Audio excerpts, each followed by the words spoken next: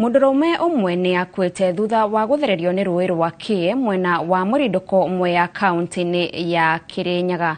Kũringana na aikari arĩa monete mwĩrĩ wake kĩroko kĩa ũmũthĩ, maugĩte atĩ mũndũrũme ũyũ wa mĩaka 37 araringaga rũĩ rũrũ kuma taũni-inĩ ya Togonye kũrĩa aratoririo nĩ maĩ na gũkua.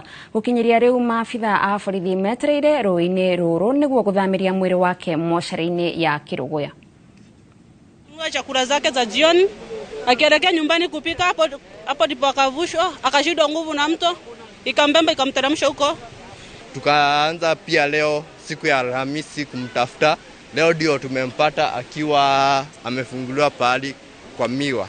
Wenye amekufia kwa hii mto isipokuwa huyu, lakini kuna wenye wamebebwa na pikipiki wengi sana, kama watu kama 6, na tunawatoa wengine wanatoka huko na vidonda nini. Kama watu wameanguka kwa hiyo mto na ni mvua ya mwezi moja, na hii ingine inakuja nayo.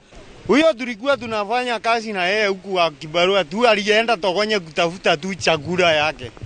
Kutokea akirundi akapata mto imekuwa mingi. Alafu akachukua muda kujaribu kuvuka tu arundi nyumbani. Akavurutwa na maji na akapelekwa.